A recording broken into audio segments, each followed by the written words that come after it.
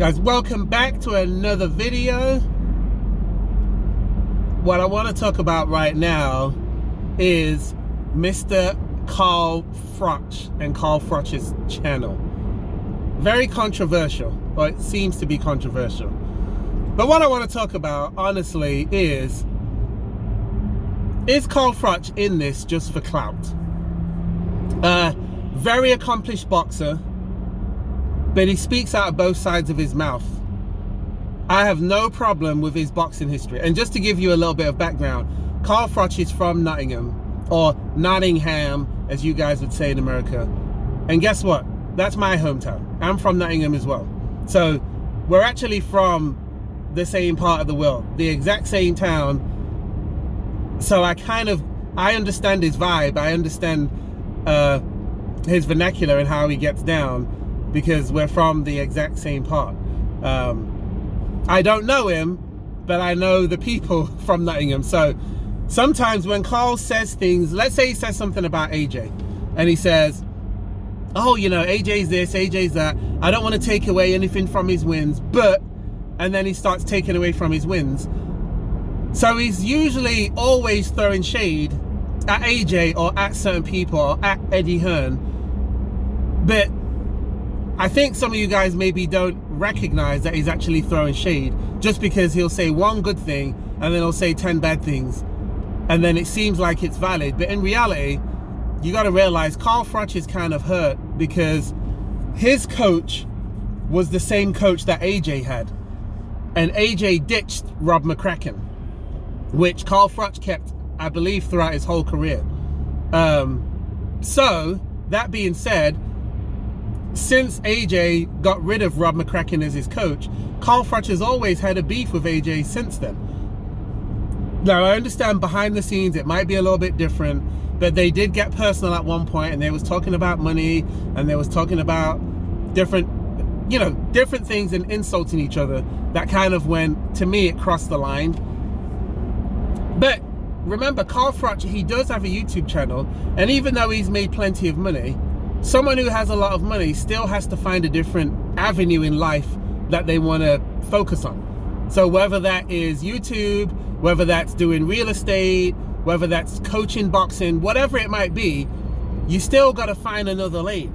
And, you know, he was at the top of his game when it comes to boxing, great champion. And, you know, I did professional sport as well. I play basketball, and I can tell you, if you're a competitive person, that does not go away. So me not playing basketball anymore doesn't mean that I'm not competitive. I still want to win. If I'm doing a 5K, I want to beat somebody. I might not win the whole race because I'm too big to win a 5K. I'm not built like a runner. But everybody that I might be running it against from work, my goal is I'm going to beat them. If I'm playing table tennis or ping pong, I want to win. If we're playing pool, I want to beat you. That's just my mentality. It's to be probably a little hyper competitive. Carl Froch is no different. So when he's doing a YouTube channel and he's talking about how his channel is the most popular and how it's growing so much, that's because he's competitive. He's comparing himself to other boxing channels. Or when he's talking about how AJ Dubois did 100,000 at Wembley or 96,000, and he's like, yeah, but my 80,000 is worth more than that when you add in inflation and all that stuff. You know why he says stuff like that? Because he's hyper competitive. And by the way, I love that about him, because I understand it, because I'm kind of cut from the same mentality. But you also have to understand, with being that competitive, it means that he throws a lot of shade when it comes to AJ making more money, AJ being more popular, AJ having more endorsements than what he ever had, AJ being the pretty boy. So yeah, there's a lot of jealousy that's in his voice, but at the same time he's throwing shade.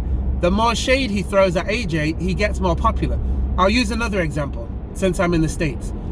Skip Bayless, who is a sports journalist, what does he do? All he ever does is talk about LeBron James and insults him.